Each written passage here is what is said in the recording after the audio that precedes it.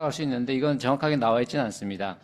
아시다시피 갈라디아서 2장 1절에 우리가 내용이 나오죠. 지난번에 찾았던 것처럼 14년 후 갈라디아서는 고린도에서 썼던 서신서.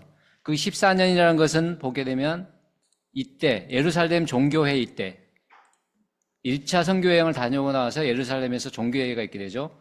그걸 기점으로 해서 역산을 하게 되면은 이제 수리아 안디옥에서의 사역, 이 선교여행과 관련된 2년에서 3년의 기간이라고 추측을 하고 있습니다. 그래서 빼고 그다음에 수리아 안디옥에서 1년, 고향 다소에서의 10년을 이 기간을 계산해서 이제 10년을 우리가 계산했다는 내용까지가 나오는 거죠. 자, 이걸 기준으로 해서 이제 우리가 1차 선교여행을 들어가게 됩니다. 근데 중요한 것은 우리가 성경을 보면서 1차 선교여행이 왜 이렇게 됐구나를 알려면 1차 선교여행은 지역과 관련된 부분이 많습니다. 그래서 들어가기 전에 지역을 익히는 시간을 함께 좀 보도록 하겠습니다.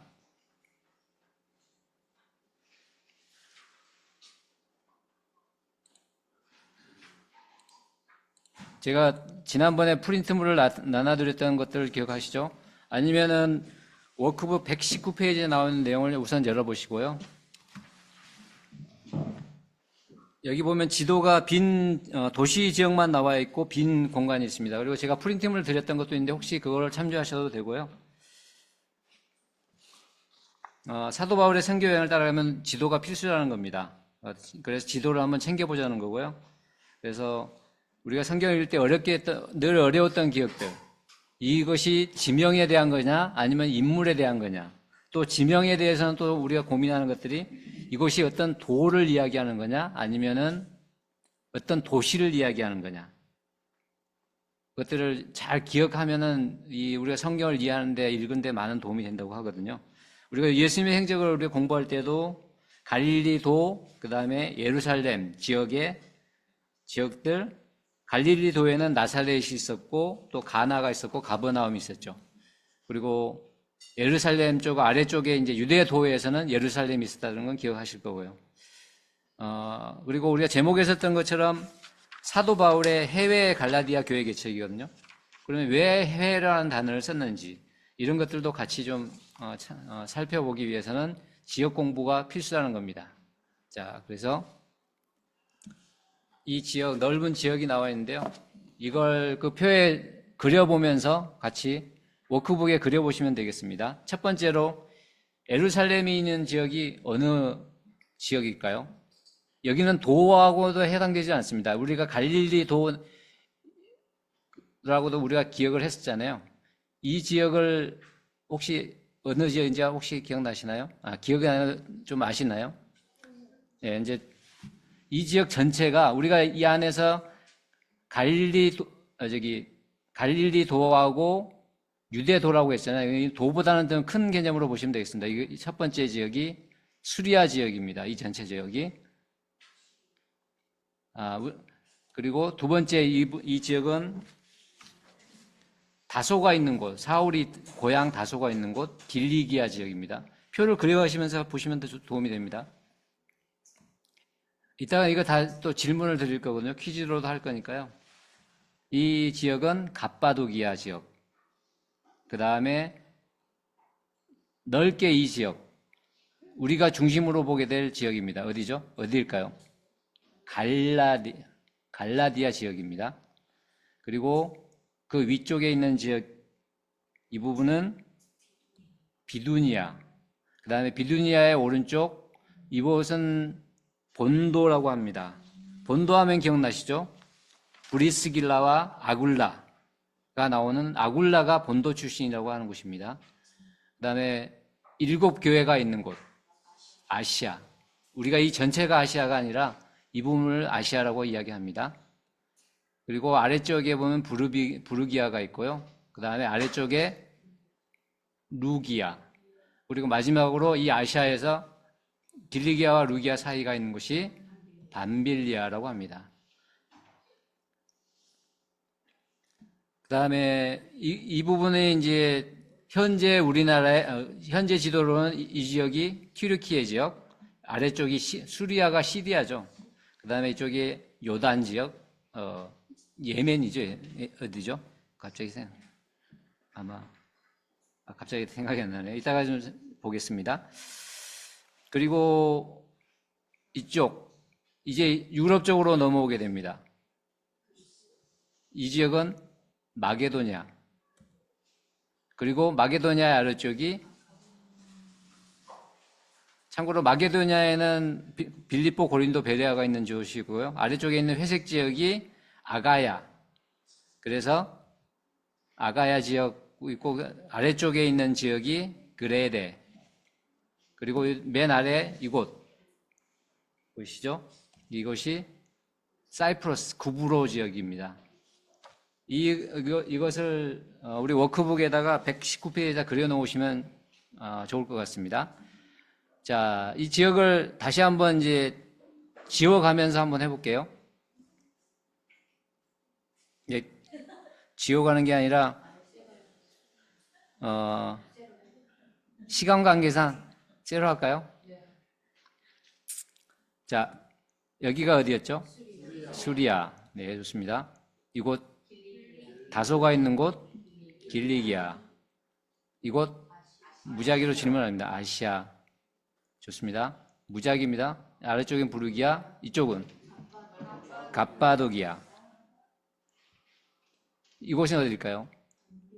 밤빌리아. 오, 기억력이 좋으신지. 이곳은 아가야. 예, 좋습니다.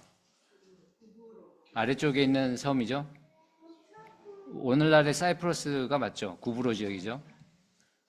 그 다음에 이건 미양이 있는 그레데, 크레테라고 하는 곳이죠. 자, 이곳 아가다 위에 마게도냐. 그리고 이곳 비두니아. 예. 비두니아 옆에 본도 지역. 우리가 배우게 될 마지막 선거여행대요. 갈라디아. 질문 안 해도 충분히 다 잘 하시네요. 자, 참고로 이 지역의 사이즈가 이 정도 지역을 사도 바울이 선교여행을 다니면은 이 지역을 다 다닌다는 걸 좀 기억하시면 좋겠고요. 이 지역이 우리나라에 비교해서 얼마나 큰 차이가 나는지를 제가 잠깐 표로 잠깐 비교를 해볼게요. 보면은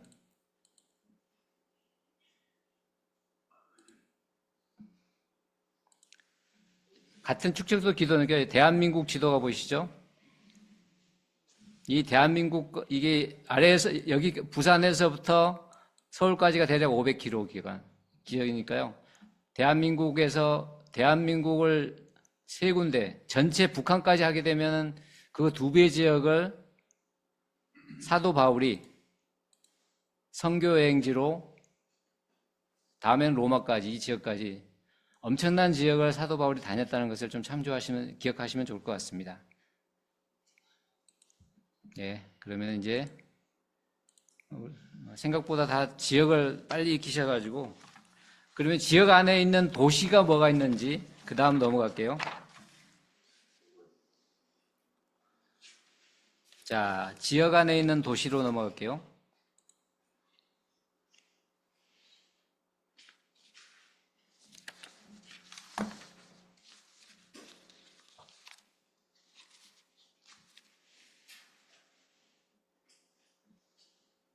자,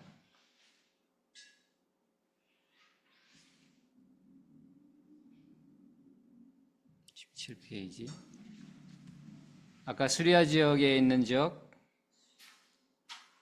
18페이지.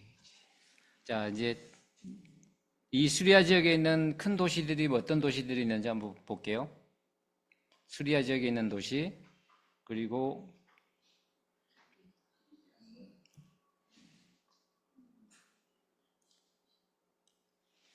이건 다 알아보셨으니까 이제 도시 이름 제가 페이지가 많아가지고, 자, 이 수리아에 있는 지역에는 예루살렘과 수리아 안디옥이 있죠. 수리아 안디옥은 기억하시는 것처럼 최초의 이방 교회라고 하고 바울의 선교여행 기점이 되는 곳, 시작점이 되는 곳이죠. 그 다음 또 하나 수리아 안디옥에서는 해외 선교 여행을 가려면은 수리아 안디옥의 옆에 어디로 가야지만 이 배를 타고 갈 수 있는 곳이죠? 실루기아. 예, 그렇습니다. 수리아 지역에는 이렇게 세 도시가 있다는 걸 우선 기억하시면 좋겠고요. 그리고 이쪽 지역에서는 어떤 길리기아에는 우리가 기억할 곳은 사울의 고향 다소가 있다는 것, 이곳에 다소가 있구나 좀 기억하시면 좋겠고요. 그 다음에 아시아 지역, 우선 크게는 7교회라고 되어 있는데 우선 3개 도시가 있습니다. 아시아에 어떤 도시가 있을까요? 에베소, 바닷가 옆이죠. 에베소. 위에는 우선 들어와야 합니다. 들어와 트로이를 말하는 곳이죠. 그리고 아래쪽이 에베손, 바로 에베소 옆에 사도 요한이 유배됐던 단모섬이 이쪽에 있습니다. 광산 지역이죠. 아시아 지역에서는 3군데가 있다는 걸 좀 기억하시면 좋겠고요. 그 다음에 부르기아 지역에는 부르기아 아래에 밤빌리아가 있고, 그 다음에 밤빌리아에는 항구가 있습니다. 이건 버가, 그레데에서 버가로 넘어가는 배를 타고 가기 때문에 이곳이 밤빌리아의 버가가 있다는 거 아시고요. 또 버가 옆에는 아달리아라고 하는 아달리아. 그리고 아가야에는 어떤 주요 도시가 있을까요?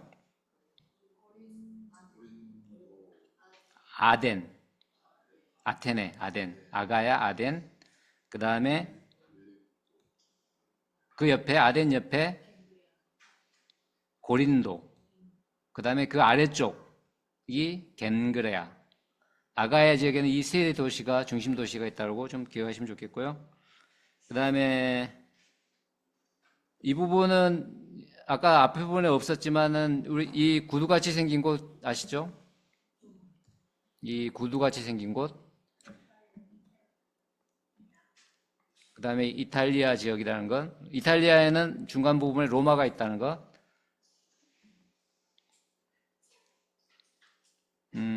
그 다음에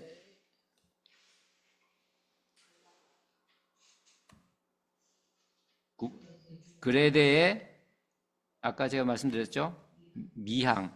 미항이 있었다는 거. 그 다음에 이 로마의 이달리아라고 하죠. 여기가 로마는 위쪽이네요. 중간 쪽 로마가 있다는 것들. 자, 그리고 우리가 빠뜨린 것이 있죠. 이제 이 위쪽에 마게도니아 지역의 세 도시, 데살로니가 하면 늘 기억하는 빌립보 있고, 그 다음에 데살로니가 옆에 여기는 데살로니가 옆에는 베라야가 있다는 것도 기억하시면 좋겠고요. 그리고 이쪽 비두니아 지역, 그 다음에 본도, 그 다음에 갈라디아 지역에는 안디옥, 똑같은 안디옥이라는 안티오쿠스 지은 도시가 수리아 안디옥이 있고, 이곳 갈라디아에는 비시디아 안디옥이 있다는 곳. 그 다음에 비시디아 안디옥 옆에는 루스드라와 그 다음에 더베가 있습니다. 그 다음에 갑바도기아 지역에 있고, 그 다음에 이탈리아 지역. 큰 도시 막 대략적으로 몇 군데만 좀 표시를 했습니다. 자, 그럼 도시의 실질적으로 환경은 어떤지, 그건 쭉 도시 지역에 이 도시별로 어떤 사진들이 있는지를 좀 보시면 좋을 것 같아요. 이것도 좀 도움이 되니까요. 수리아 지역에 있는 지역, 예루살렘이 있죠. 그리고 수리아 안디옥, 실루기아가 있는데, 여기 보면은 예루살렘 전경, 이건 지금 유대가 아니라 이건 이슬람이겠죠. 현재의 기준으로 사진이니까. 그다음에 수리아 안디옥 지역은 좀 더 수수한 곳입니다. 근데 땅 꽤 큰 도시들이죠. 그래도 실루기아 항구는 뭐 크게 큰 도시가 있는 곳은 아니라고 보여지네요. 그 다음에 길리기아 지역의 다소, 바울의 고향. 이건 유적 개념으로 바울의 우물이 있는 곳이라고 하고요. 그 다음에 아시아 지역의 아까 위쪽이었죠. 트로이. 그러면 들어가니까 트로이. 그 다음에 에베소. 그 다음에 반모섬. 이곳에 지역이 있는데요. 트로이 목마의 기념물이 있고요. 두란노 서원터. 에베소 하면 두란노 서원이 있는 곳 서원터라고 합니다. 그리고 에베소에는 극장, 아데미상 나오는 극장 있죠. 그 다음에 반모섬, 육지에서 바라보면 아마 섬인 것 같습니다. 반모섬.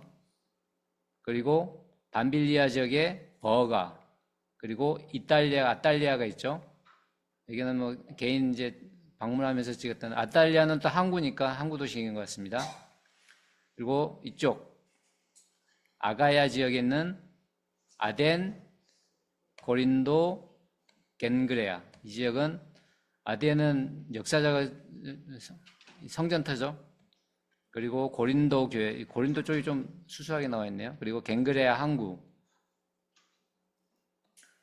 그리고 구부로 하면은 바보섬 있죠. 뭐 바보 항구 이 지역이라고 하고요. 그다음에 미항이 있는 곳 그레데 이 지역은 훨씬 더 아름답게 보이네요. 미항. 그리고 이탈리아의 뭐 로마는 많이 파르테논 신전. 이건 경기장이죠. 안 가봐서 원형 경기장이 있습니다. 그리고 바울의 마게도니아에 있는 지역, 데살로니가 빌립보 지역, 데살로니가 유적지만 있네요. 그리고 갈라디아에 있는 비시디아 안디옥에서 아마 예배보는 저자네요.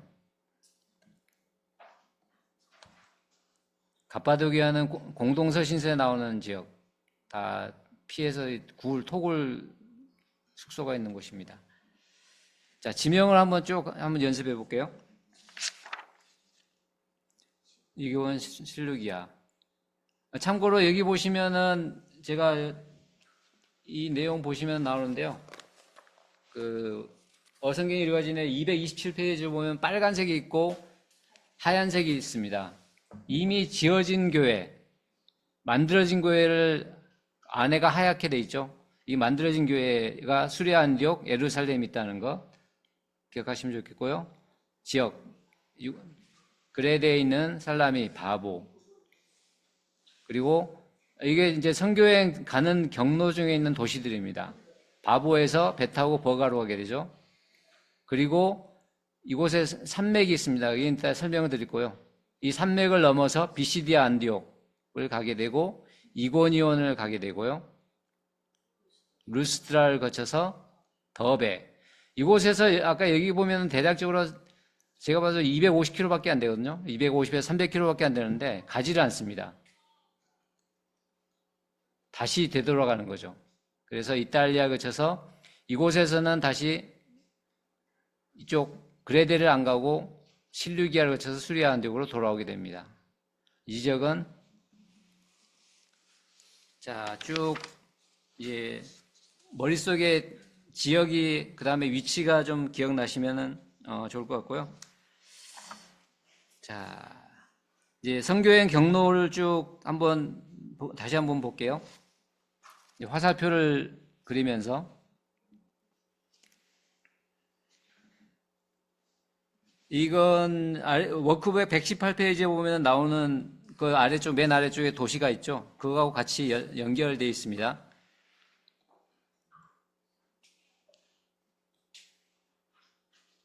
자, 출발을 합니다. 이곳에서 사도 바울이 바나바와 함께 또 한 사람을 데리고 가죠. 요한, 마가 요한. 출발해서 이 항구가 있는 지역 실루기아입니다. 그리고 실루기아에서 그레데에 어디로 가죠?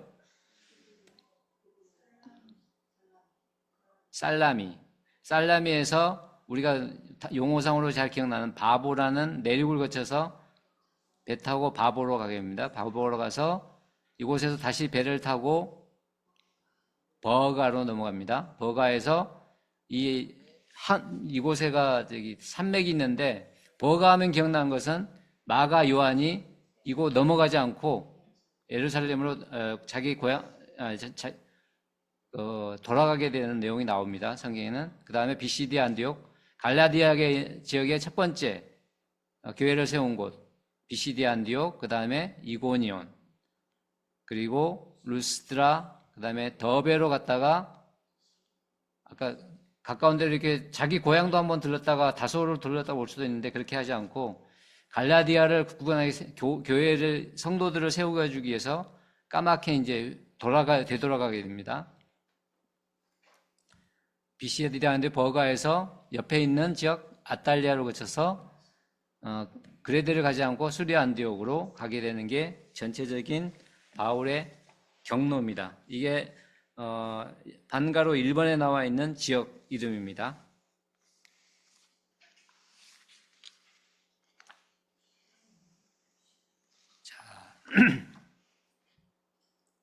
그리고 나서 마지막으로 아까 이 부분은 보시는 것처럼 교회가 흰색으로 되어 있는 부분. 근데 마지막으로 다녀오면서 세워진 교회가 갈라디아 교회에서 개척된 교회는 빨갛게 십자가로 표현을 했습니다. 그래서 사도 바울이 1차 선교여행을 다녀오고 나서 교회가 세워졌다는 내용, 이걸 이렇게 기억을 하시고요.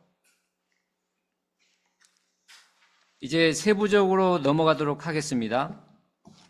단가로 2번입니다. 119페이지. 맨 위에는 지도를 쭉 도시랑 다 지도 한번 다 그려봤고요. 이제 세부적으로 들어가겠습니다. 수리아 안디옥 교회가 파송함.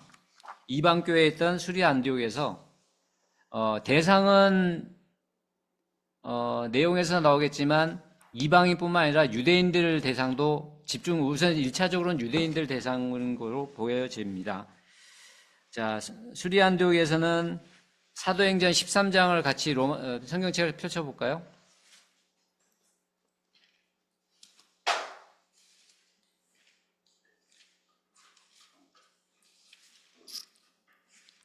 자, 사도행전 13장 1절부터 3절 내용이 이제 파송한다는 내용이 됩니다. 13장 1절에 보게 되면 안디옥 교회의 선지자들과 교사들이 있으니 곧 바나바와 니게르라는 시므온과 구레네 사람 루기오와 분봉왕 헤롯의 젖동생 마나엔과 및 사울이라.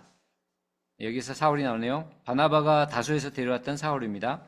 주를 섬겨 금식할 때 성령이 이르시되 내가 불러 일으키는 일을 위하여 시키는 일을 바로 사역이겠죠. 선교겠죠. 바나바와 사울을 따로 세우라 하시니 이에 금식하며 기도하고 두 사람에게 안수하여 보내니라.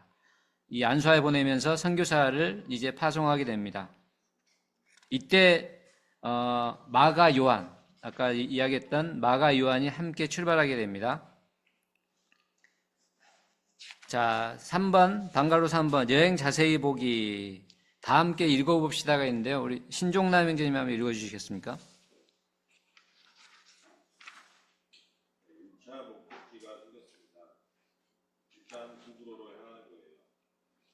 바나바가 제의한 것 같아요. 바나바의 고향이거든요. 안디옥에서 내려가려면 우선 항구로 가야 한답니다. 안디옥에서 두로로 가려면 배를 타던 항구가 있습니다. 실루기아예요. 항구 보이죠? 우리는 지금 성경의 소원, 하나님의 소원, 예수님의 소원, 열방 행전을 하고 있다는 거 아시죠? 신나지 않습니까? 예, 기대를 하면서 이제 양가로 1번 실루기아에서 배를 타고 구브로, 현재 키프로스, 사이프러스라고 합니다. 구브로에서의 활동인 내용이 사도행전 13장 4절부터 쭉 나오게 됩니다. 수리아 안디옥에서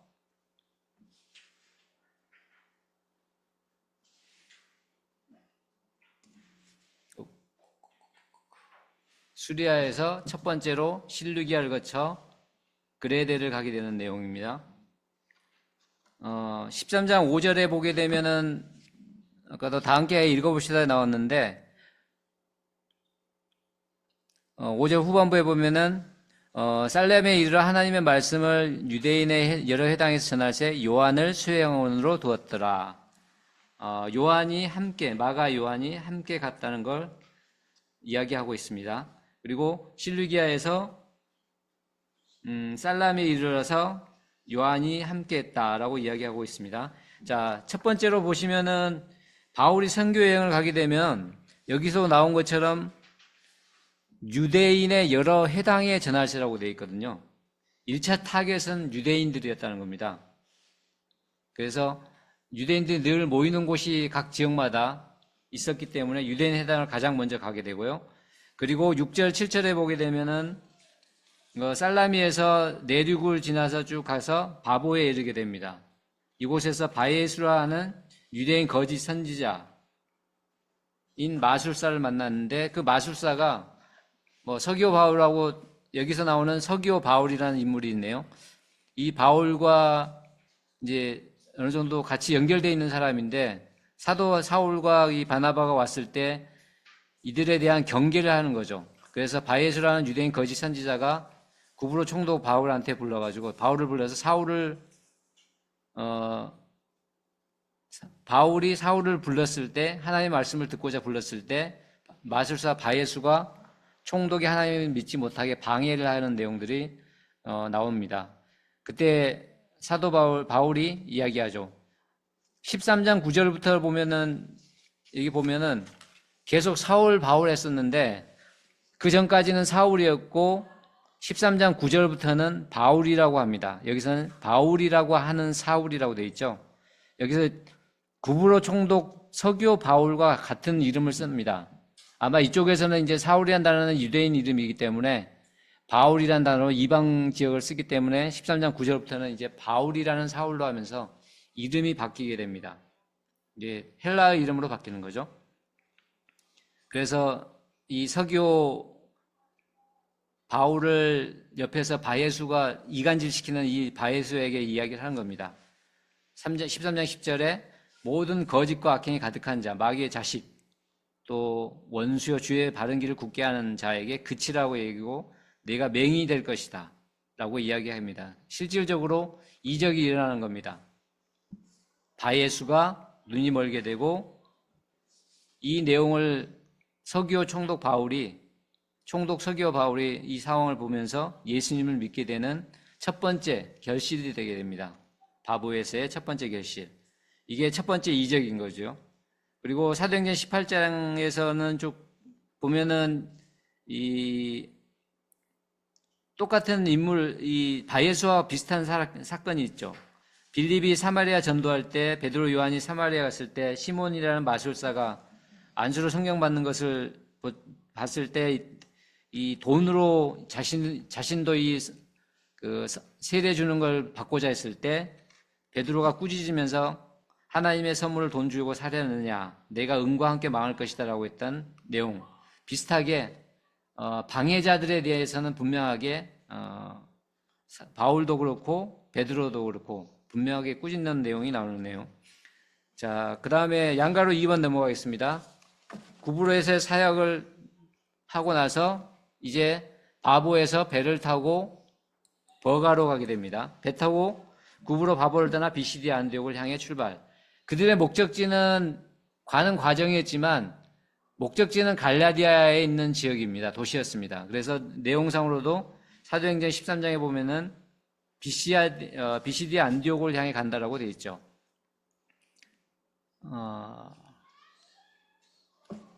이곳이 선교 여행에 자기가 1차적으로 가려고 했던 목적지였기 때문에 이쪽으로 가게 됩니다. 그래서 갈라디아 지역에서는 계속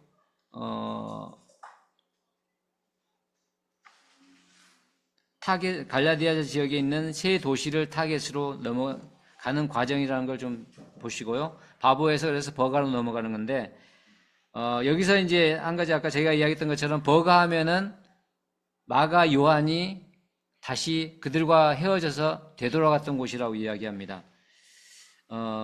왜냐하면은 참고로 마가 요한이 예루살렘으로 돌아가는 배경에 대해서는 보면은 사도행전 13장 13절에 그 내용이 나와 있거든요. 바울과 및 동행하는 사람들이 바보에서 배 타고 감빌리아에 있는 버가에 이르니 요한은 그들에게서 떠나 예루살렘으로 돌아가고 구체적으로 왜 돌아갔는지에 대해서는 성경에는 나와 있지 않습니다. 그렇지만 추측을 해볼 수 있는 것들을 보면은 1차적으로 마가 요한은 가려고 했던 게 아마 구브로까지였던 것 같아요. 왜냐하면 바나바의 생질 마가 요한이 있잖아요. 그래서 구브로까지 가려고 했는데 이 구브로에서의 서기오 바울 총독이 예수를 믿는 걸 보고 선교 여행을 아마 마가 요한도 같이 데리고 가려고 했던 것 같아요. 마가 요한을. 그래서 배 타고 버가까지는 갔는데 이 지역에 보면은 이 버가와 이 비시디 안디옥에는 가운데 대략적으로 토로스 산맥이라고 있답니다. 대략적으로 산맥이면은 꽤 이 전체 지역을 800km 되는 지역이라고 하거든요. 그래서 해발 2,300에서 3,900 높이인데 아마 이 산맥을 넘어가는 그 과정들이 있었기 때문에 아마 그 마가 요한은 자기는 구브로까지만 가려고 했던 거고, 그래서 이제 여러 가지 사정상 이곳에서 되돌아가지 않았을까. 또 가는 게 좀 여정이 힘들고 했기 때문에 아마 이렇게 추측을 해볼 수 있을 것 같습니다. 왜냐하면 또 이 부분을 언급하는 이유는 바로 우리가 그 국가에서 2차 선교여행을 갈 때 이 마가 요한이 바나바와 했던 헤어지게 되는 또 큰 요인이 되기 때문에 왜 마가 요한이 되돌아갔을까? 이제 그런 부분에서 한번 기억하면 좋을 것 같아서 언급을 했습니다. 자, 밤빌리아 지역에 있는 버가로 갔을 때 이곳은 이곳에서 아까 그 토로스 산맥을 넘어서 이제 갈라디아의 첫 번째 타겟인 비시디아 안디옥을 가게 되는 내용이 나오죠. 13장 14절에 이제 버가에서 더 나아가 비시디아 안디옥의 회당에 들어가 앉으니라. 각 도시에 가면은 회당이 있다는 걸 분명히 기억하시면 좋겠고요. 이곳에서도 이제 15절부터 회당장이 권해서 사도 바울이 설교를 하게 됩니다. 보면 16절에 보면은 바울이 일어나 손짓하며 이르되 이스라엘 사람들과 및 하나님을 경외하는 사람들아 하면 1차 타겟은 유대인 디아스포라들을 대상으로, 이방인이 아니라 유대인들을 대상이었죠. 첫 번째는 회당이 모임 장소였기 때문에. 그래서 여러분들 제가 설교할 테니까 좀 들어보십시오 하면서 이스라엘에 시작되는 아브라함부터 시작합니다. 아브라함부터 시작한 내용 하면 또 기억나시죠? 스데반, 사도행전 7장에 나오는 스데반도 하나님의 어떤 창조부터 이야기하는 거 아니라 이스라엘의 시작이었던 아브라함에서부터 시작합니다. 그리고 나서 우리가 창출 민수 삿삼 왕, 바로 다윗 왕까지 쭉 이야기하면서 그리고 나서는 스데반이 순교를 당하게 되죠. 여기서도 마찬가지로 사도 바울도 이때 스데반이 순교 당할 때 사울이 있었잖아요. 아마 이 스데반의 이 설교를 들었기 때문에 마찬가지로 동일하게 아브라함으로부터 바울도 시작하지 않았을까라고 한번 생각해 볼 수도 있을 것 같습니다. 13장 후반절에 보게 되면 13장 17절부터 쭉 보게 되면 이제 아브라함을 이야기하면서 이스라엘 백성의 하나님이 우리 조상들 택하시고 애굽 땅에서 나그네 된 백성을 큰 권능으로 인도하는 모세와 관련된 내용을 쭉 이야기합니다. 그리고 나서는 13장 19절부터는 가나안 땅의 7 족속을 멸하고 가나안 정복 전쟁에 관한 이야기들 쭉 하고, 그리고 나서 13장 22절에서는 그 정복 이후에 다윗 왕에 대한 이야기를 세우죠. 다윗 왕을 이야기하죠. 이때 나오는 내용이 다윗을 만나니 내 마음에 맞는 사람이라. 내 마음에 맞는 사람 다윗에 대한 이야기로 열왕기서를 인용을 하는 거죠.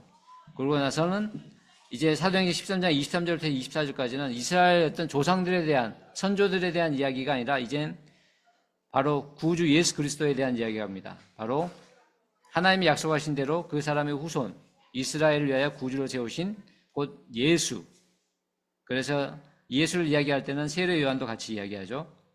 그래서 창세기 12장에 나와 있는 아브라함부터 창출 민수 삿삼왕, 그리고 나서는 현재 시점에서의 세례 요한과 예수님까지 증거하는 내용들이 쭉 나오게 되는 겁니다. 그래서 13장 27절에 보게 되면 예루살렘에 사는 사람들과 그들 관리들이 예수와 및 안식일마다 외우는 바 선지자들의 말을 알지 못함으로 예수를 정죄해 선지자의 말을 응하게 했도다 하면서 빌라도에서 죽인 같은 예수님에 대해서, 그리고 죽었다가 살아나신, 부활하신 예수님을 쭉 이야기하는 겁니다. 그리고 13장 33절에서는 하나님이 예수를 일으킬 우리 자녀에게 그 약속을 주게 하려 하셨다 하면서 구약에 나와 있는 시편 말씀을 인용합니다. 시편 2편 7절에 있는 내용이죠. 내가 여호와의 명령을 전하노라. 여호와께서 내게 이르시되 너는 내 아들이라 오늘 내가 너를 낳았도다. 바로 예수님, 부활하신 예수님이 바로 하나님의 아들이라는 것까지 쭉 증거를 하게 됩니다.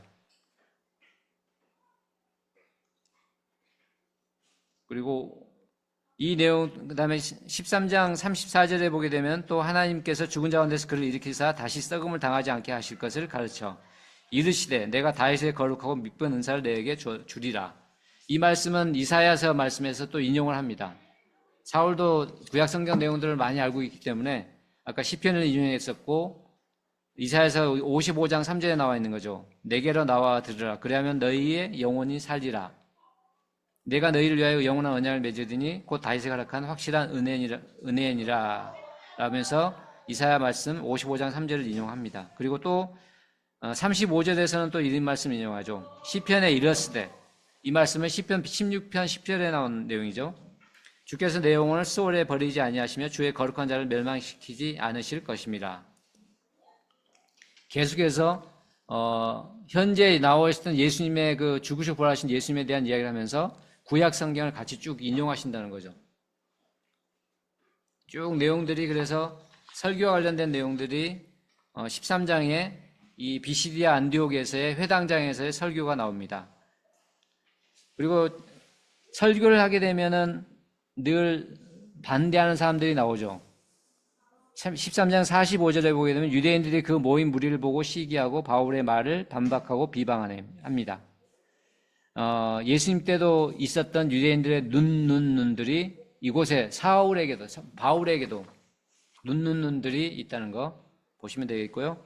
이제 양가로 3번입니다. 바로 유대인 핍박자가 이곳에도 등장합니다. 비시디아 안독에서 1차적으로 바울을 견제를 했었던 이들이 이제 바울이 가는 곳을 쫓아가게 됩니다. 그래서 한 가지 이제 사유를 대죠. 13장 50절부터 나오는 내용들인데, 유대인들의 경건한 기부인 신의 유력자들이 선동해서 바나바와 바울과 바나바를 박해합니다. 그러면서 13장 52절에 제자들이 기쁨과 성령이 충만하면서 나와 있는 내용이 있고, 그 다음에 43절에 보면은 유대인과 유대교에 입고한 경건한 사람들이 두 사도를 따른다고 했었던 내용들이 있었거든요. 아까 이들이 바로 갈라디아에서의 선교 어떤 열매들인 겁니다. 경건한 사람들이 두 사도를 따랐다는, 이 사람들이 이제 각각 지역에서 갈라디아 지역에 있는 세 도시에서 교회를 세우는 것들이죠.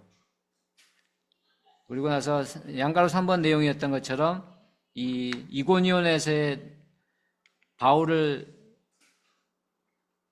핍박하려고 하는 내용들이 나옵니다. 14장 2절에 보게 되면 순종하지 않은 유대인들, 이방인들의 마음을 선동해서 형제들의 악감정을 품게 하고, 14절에 보게 되면 유대인을 따르는 자들도 두 사도를 따르는 자로 두 편으로 도시가 나뉘어졌다는 거죠. 옹호하는 자와 반대하는 자. 그러면서 5절에 보게 되면 이방인과 유대인 관리들이 사도들을 모욕하고 돌로 치려합니다. 그래서 루스드라에서 더베로 이제 피하게 됩니다. 이때 있었던 일이 이제 양가로 4번에 바울이 루스드라에서 돌에 맞아 거의 죽음에 이를 뻔한 상황이 나옵니다. 사도행전 14장 8절에 보게 되면은 루스드라에서 발을 쓰지 못한 한 사람이 앉아 있을 때 바울이 말합니다. 구원받을 만한 믿음이 그에게 있다. 병자에게 하는 이야기가 낫게 하겠다는 내용이 아니라 구원받을 만한 믿음이 그에게 있다라고 하면서 내 발로 바로 일어서라 합니다. 그랬을 때 그가 병을 고침을 받게 되고 기적을 보게 되면서 사람들이 신의 사람의 형상으로 내려왔다고 소리를 지릅니다. 그때 그리고 14장 11절부터 쭉 나오면서 이제 신이 사람의 형상으로 왔다라고 하면서 바울을 추앙하려고 하죠. 그때 제우스라고도 이야기하고, 바나바는 제우스, 바울은 그들 중에서 말하는 자라서 헤르메스라고 신의 제우스 신당에서 그들을 숭배하려고 하는 내용들. 그러면서 14장 14, 15절에 보면 바울이 그에서 옷을 찢고 복음을 다시 전합니다. 이때는 이방인들 대상입니다. 천지 바다 만물을 지으시고 살아계신 하나님께서 돌아오게 하기 위함이라고 하면서 이제는 이방인들에까지 복음을 전했을 때 비시디아 안디옥에서 이고니온 루스드라까지 쫓아왔던 그 눈들이 바울을 죽이려고 하는 거죠. 바울을 쳐서 죽을 줄 14장 18, 19절에 보게 되면 바울을 실제 돌로 치게 되는 상황이 발생됩니다. 아마 그 순간에 바울은 돌에 맞고 아마 기절을 했었던 것 같아요. 다행히 죽지는 않고 몸을 툭툭 털고 일어나서 이제 루스드라에서 더베로 다시 옮겨가게 됩니다. 그래서 바나바와 함께 이튿날 바나바와 함께 더베로 가서 제자들이 바울을 위해 기도했다라고 됩니다. 그러면서 이 내용은 디모데후서 3장 11절 한번 펼쳐볼까요? 다 좀 피곤하실 것 같은데 한 20분 정도 남았습니다. 디모데후서 3장 11절.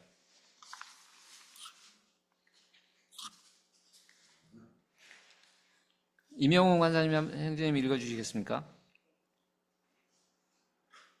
박해를 받음과 고난과 또한 안디옥과 이고니온과 루스드라에서 당한 일과 어떠한 박해를 받은 것을 내가 과연 보고 알았거니와 주께서 이 모든 것 가운데서 나를 건지셨느니라. 자, 우리가 선교여행, 사도행전과 서신서를 연결해서 보자는 내용 두 번째입니다. 아까 갈라디아서는 지난주에 이야기를 했었고요. 디모데후서라는 이 디모데에게 한 서신이잖아요.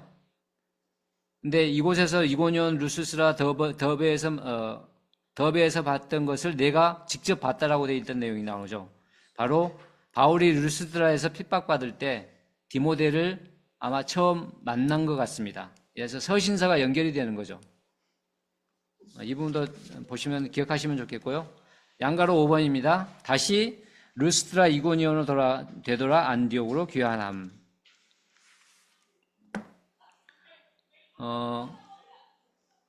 루스드라에서 핍박받고 더베로 갔다가 더베에서 이 검정색으로 다시 되돌아가는 화살표입니다. 자기가 죽임을 당하려고 했었던 그 지역에 다시 되돌아간다는 것. 아까 그 결실들이 있었기 때문에 이들을 격려하기 위해서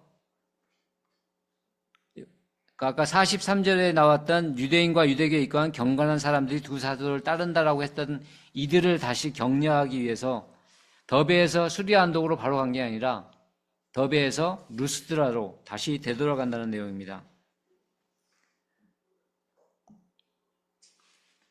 자, 14장 21절부터 23절에 나오는 내용들인데요.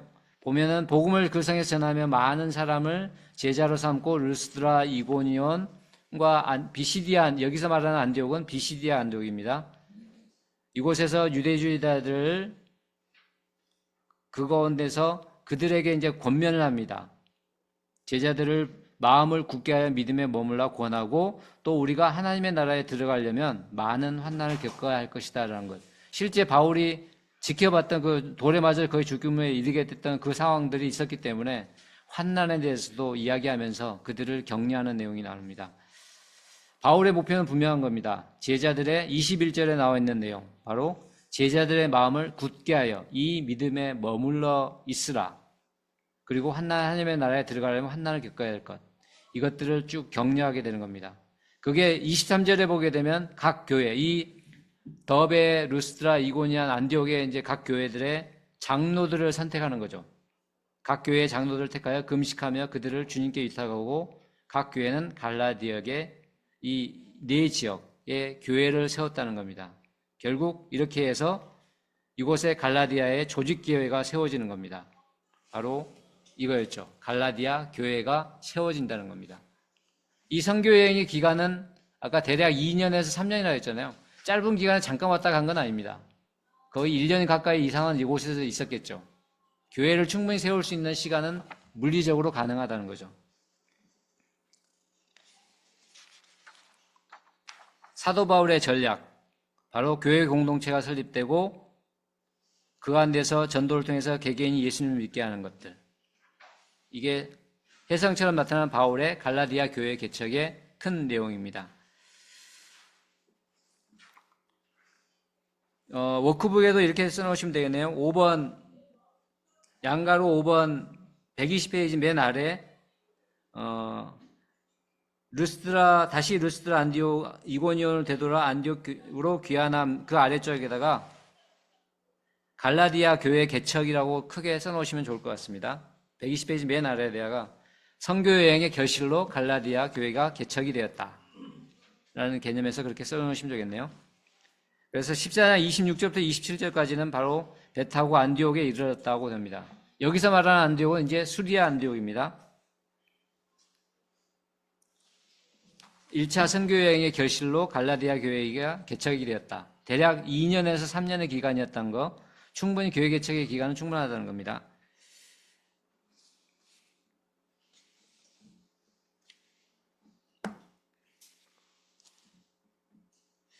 그리고 해외 갈라디아 교회 개척이라는 의미에서는 갔을 때 그레데를 거쳐서 배를 타고 옮겨있기 때문에 해외 갈라디아 교회 개척의 어떤 개념으로 이 제목을 정했다는 것들. 선교여행 하면은 해외.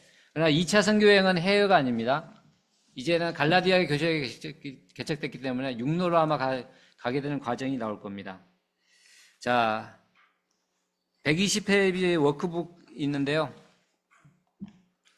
자, 서은조 자매님께서 중간에 있는 거대한 물결이잖아요까지 한번 읽어주시고요. 그 다음에 이재현 형제가 그 다음 한번 읽어주시겠습니까? 다 함께 읽어봅시다 합니다.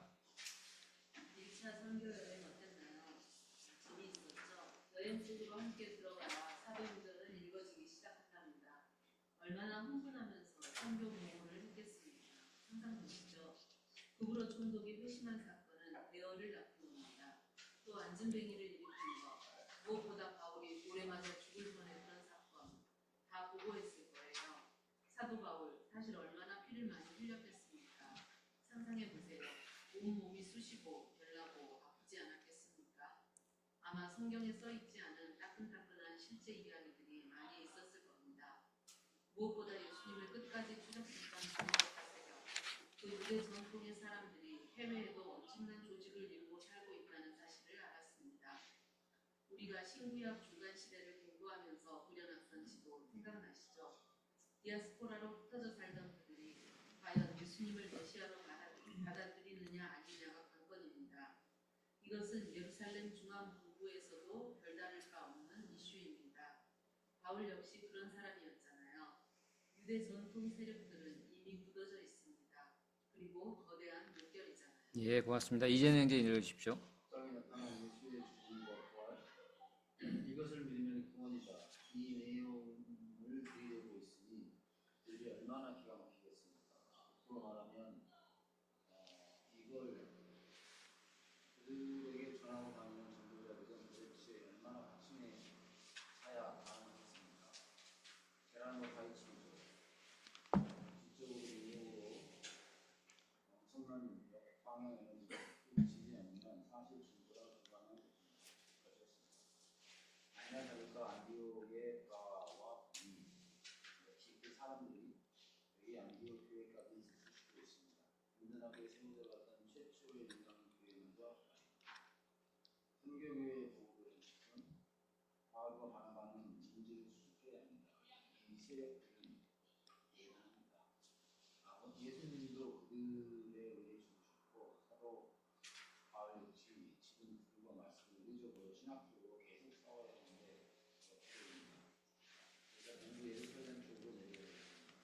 이게 어떻게 되었을까? 예, 좋습니다. 1차 선교 여행 결과 보고를 수리아 안디옥에서 했을 텐데 이 단계 읽어봅시다 내용처럼 안디옥 교회가 안에서의 어떤 내분들이 있던 겁니다. 유대 전통주의자들이 율법의 행위를 통한 구원을 주장하고 있었다는 겁니다. 자, 그랬을 때 바나바와 바울은 여독을 풀기도 전에 아니다, 이건 은혜다. 하나님의 은혜를 통한 구원이다라는 것을 이방인들도 그들을 믿게 하기 위해서는 그런 논란이 빠졌을 때, 야, 그렇다면은 우리가 예루살렘에 가서 총회를 걸어서 예루살렘 총회에서 다시 한번 이 상황들을 바울이 다녀왔던 선교 여행에 대해서도 이야기하면서 구원이 어떤 것인지 알아보자라고 이야기가 나온다는 겁니다. 그게 사도행전 15장에 나온 겁니다. 반가로 1번 안디옥 교회가 혼란에 빠짐. 선교 여행을 다녀와서 선교 보고까지 했는데 딱 와서 보니까 문제가 있었다는 겁니다. 유대에서 온 예루살렘 교회 지도자들 중에서 모세의 율법과 할례를 받아야 함을 주장하는 거죠. 유대주의자들은 예수님만 믿으면 구원받는다는 것이 불완전하다고 하는 겁니다. 바울이 전하고 있던 예수님을 믿음으로 인한 구원의 완전성을 반박하는 거죠. 그래서 수리 안디옥 교회 자체적으로 해결을 못하니까 모교회인 예루살렘 교회로 보내게 되는 겁니다. 그게 수리아 안디옥에서 선교 여행을 다녀온 이후에 갈라디아 교회는 이미 만들어졌죠. 바나바와 바울을 예루살렘으로 보내게 됩니다. 이것도 가까운 거리는 아닙니다. 사도행전 15장 1, 2절에 나오면은 모세의 법대로 할 일을 받지 않으면 능히 구원을 받지 못하리라라고 하는 유대로부터 내려온 사람들이 주장을 하죠. 그랬을 때 바나바와 바울이 그들 사이에서 큰 변론이 있게 됩니다. 그래서 형제들이 이 문제에 대해서 바나바와 바울을 그 중에 몇 사람을 예루살렘에 있는 사도와 장로들에게 예루살렘 총회로 보내게 되는 과정입니다. 자, 방가로 2번 예루살렘 교회로 가서 공적으로 해결해야겠다는 전략을 갖고 예루살렘으로 이동. 사도행전 15장 2절 3절 내용이죠. 그래서 쭉 나오면서 3절에 보게 되면 교회의 전송을 받고 베니게와 사마리아로 다니며 이방인들이 죽게 되어 돌아온 일을 말하여 형제들을 다 크게 기쁘게 하더라. 아마 가는 과정이 좀 시간은 있었나 봅니다. 그래서 사마리아 지역에서 베니게 사마리아 지역에서 이방인들에게 자신이 갈라디아까지 다녀오면서 있었던 이방인들도 회당에서뿐만 아니라 중간에 이고니온에서는 막 추려하니까 신인으로 추앙을 했잖아요. 이방인들이죠, 그들은. 그들을 복음을 전해서 그들이 예수님을 믿게 했던 내용들을 예루살렘의 수리 안독에서뿐만 아니라 사마리아에도 분명히 교회가 세워져 있으니까요. 그곳에서도 격려하면서 이야기를 하는 겁니다. 그리고 이제 총회로 가게 됩니다. 방가로 3번 예루살렘 총회. 15장 4절에 예루살렘에 이르러 교회와 사도와 장로들을 영접받고 하나님이 자기들과 함께 계셔서 행하시는 모든 일은 수리아 안디옥 사마리아에서뿐만 아니라 예루살렘에서는 자기가 선교 여행을 2년 3년 약 2에서 3년 동안 다녀왔던 내용들을 쭉 전하는 거죠. 바로 이방인들도 예수를 믿음으로 구원받는 것이 구원을 받게 되었다는 것들. 그랬을 때 바리새파 중에서는 또 5절에 반대 주장을 하는 겁니다. 율법이어야 된다. 그랬을 때 15장 6절에 사도와 장로들이 이 일을 의논하러 모이게 되는 것, 바로 예루살렘 총회, 예루살렘 종교회의가 열리게 됩니다. 그 결과 15장 7, 8절에 보게 되면 여러 가지 변론이 있을 때 베드로가 결론을 내립니다. 베드로가 일어나서 7절에 형제들아 너희도 알거냐 하나님이 이방인들도 내 입에서 복음의 말씀을 들으러 믿게 하시려고 오래전부터 너희 가운데서 나를 택하시고 하면서 자신이 과거의 고넬료 사건을 이야기하죠. 이것도 분명히 성령이 바울에게 베드로에게 이야기해서 이방인들에게 왜 저는 음식을 먹을 수 없습니다 했던 내용을 가지고 하면서 고넬료 사건을 이야기하면서 이방인들도 예수님의 복음을 전했을 때 구원을 받은 뿐만 아니라 성령이 임한 것을 직접 봤잖아요. 베드로도. 그 내용을 다시 한번 이야기하는 겁니다. 상기시켜주는 거죠. 그랬을 때 15장 9절 믿음으로 그들의 마음을 깨끗하게 해서 그들이나 우리나 차별이 없다. 유대인이나 이방인이나 예수님만 믿으면 구원을 받는다라는 것을 베드로가 정리를 하게 됩니다. 자, 종교회의가 어느 정도 정리가 됩니다. 15장 10절 11절에 자, 이렇게 정리했는데 너희가 어찌하여 하나님을 시험하여 우리 조상과 우리 능력을 미하지 못하는 멍에를 제자들에게 목에 두려고 하느냐. 그들도 우리와 동일하게 주 예수의 은혜로 구원받은 줄을 믿노라라고 베드로가 정리를 합니다. 이 말씀은 더불어서 예수님의 동생 야고보가 다시 아모스서 9장 11, 12절 말씀을 인용합니다. 그게 15장 16절, 17절에 나와 있는 내용인데 다윗의 무너진 장막을 다시 지으며 그 흩어진 것을 다시 지어 일으키리니 이는 그 남은 사람들이 내 이름으로 일컬음을 받는 모든 이방인들로 주를 찾게 하렵니다. 이방인에도 복음이 전해야 되는 것이라는 것. 은혜의 복음을 야고보가 다시 한번 정리를 해주는 거죠. 그러면서 이게 이렇게 해서 정리가 끝난 게 아니라 절충안을 만듭니다. 그 내용이 15장 20절. 그래, 그러면 은혜뿐만 아니라 우상의 더러운 것, 음행과 목매어 죽인 것과 피를 멀리하라. 이것은 하나를 제안을 한 겁니다. 그래서 예수님만 믿으면 이방인들로 구원받을 수 있다. 그러나 우상의 더러운 것은 음행과 목매어 죽인 것, 피를 멀리하라는 것들을 우상 숭배에 대해서는 분명하게 이건 아니다라고 못을 박는 거죠. 절충안으로서 이 내용을 정리를 하게 됩니다. 이를 통해서 종교회의가 끝나게 됩니다. 자, 그럼 종교회의가 끝났으면은 수리아 안디옥은 목임에 기다리고 있겠죠. 그곳에서 아직까지도 계속 율법을 주장하는 이들이 있었기 때문에. 그래서 4번, 방가로 4번 예루살렘 총회 결과를 안디옥 교회에 통보합니다. 그게 15장 22절, 23절 내용이죠. 내용은 공문입니다. 공문 형태로 해서 그 공문은 15장 23절부터 29절이 편지입니다. 공문이죠. 사도와 장로된 형제들은 안디옥과 수리아와 길리기아에 있는 이방인 형제들에게 문안하노라.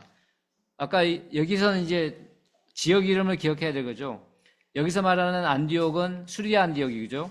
그리고 수리아와 길리기아 지방, 길리기아 다소가 있는 곳이죠.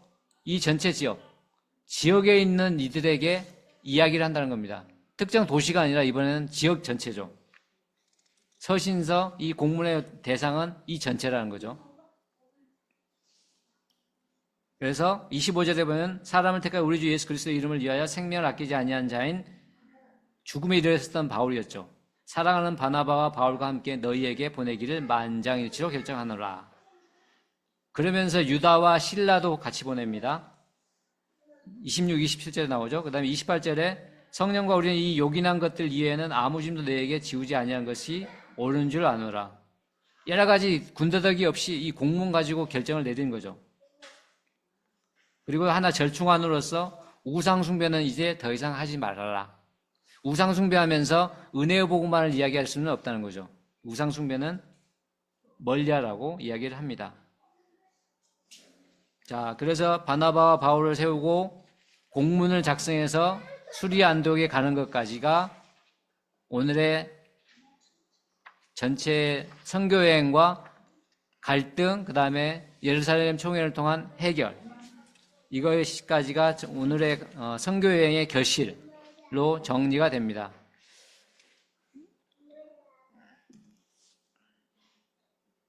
자, 바울과 바나바와 마가 요한이 정리할게요. 이제 마무리 시간입니다.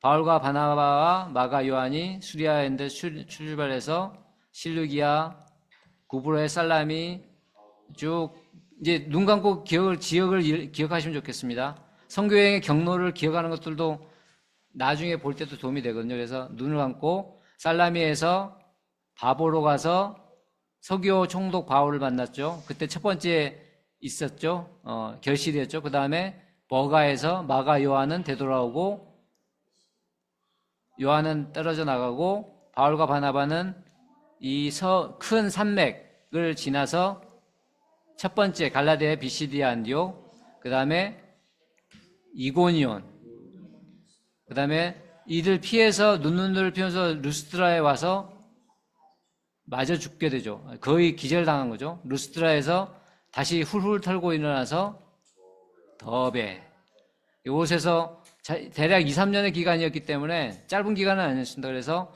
더베에서 안디옥까지는 엄청 가깝습니다. 그러나 자기 고향도 안 가고 백을 하게 되죠.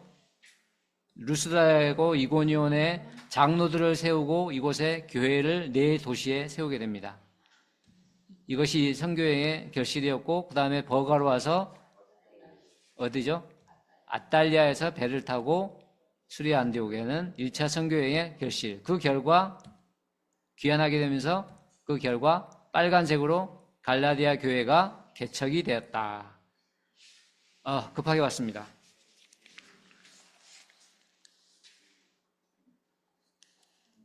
중간에 아까 서신서를 연결해 주는 것 중에 하나가 디모데후서 3장 11절. 루스드라에서 바울이 돌 맞을 때 디모데도 있었다는 거 좀 기억하시면 좋겠고요. 그게 디모데후서 3장 11절에 나왔다는 내용들. 그리고 사기 4개 도시에 조직교회를 세웠다. 조직교회입니다. 드디어 교회가 이방 지역이에요.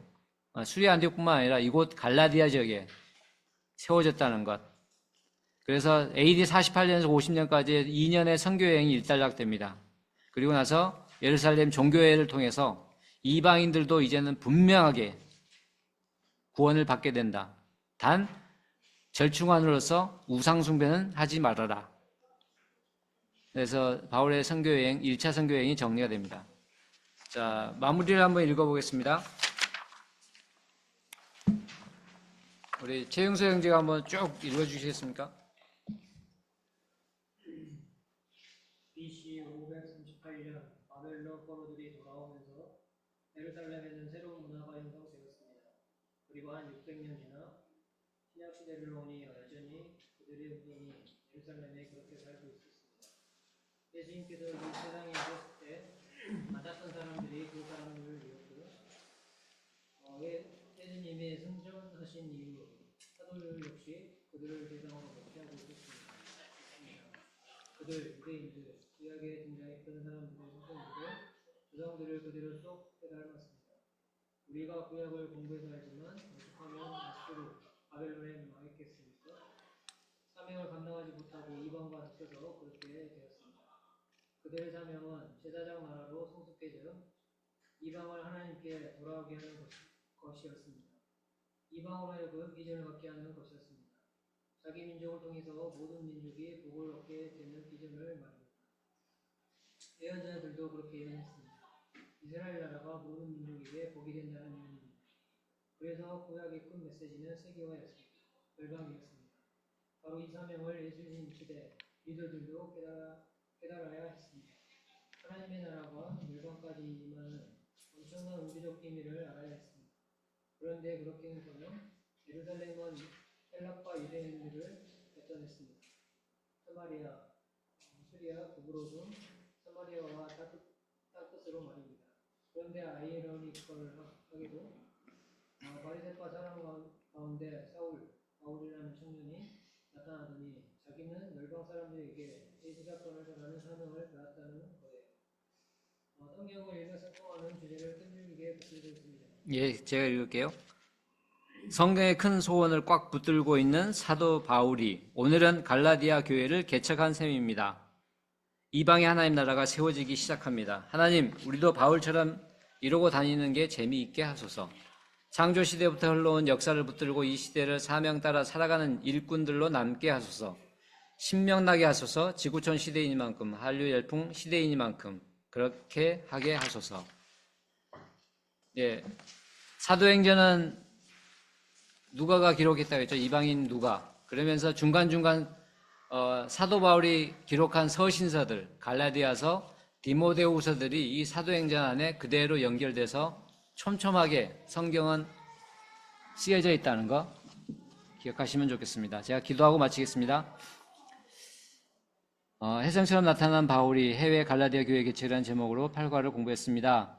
예수를 믿는 이들을 핍박하고 스데반 순교 현장에서 죽이는 데 앞장섰던 사울이 180도 변하여 바울로 복음을 증거하는 자로 변화되는 역사를 보았습니다. 어디를 가든 누구를 만나든 담대하게 예수님이 그리스도이시고 그 예수님을 믿음으로 죄사함과 구원을 받게 되고 영원한 생명을 얻게 되는 은혜를 허락하심에 감사합니다. 바울의 영성과 열정을 저희가 배우기 원합니다. 어느 누구를 만나든 예수가 그리스도이시고 예수님을 믿음으로 영원한 생명이 주어짐을 담대하게 증거하는 이곳에 있는 예언의 형제자매들을 되기 원합니다.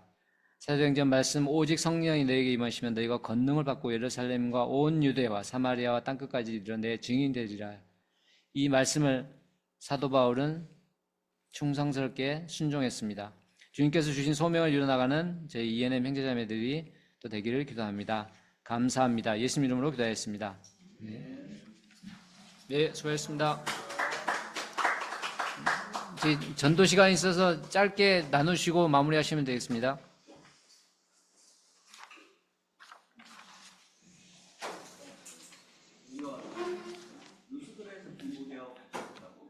뉴스라에서 만나서 그러니까 1차 전도 때는 없었죠. 2차 때 1차 때는 거기서 봤다는 거죠. 데리고 간 게 아니라 그곳에서 만났다는 거지.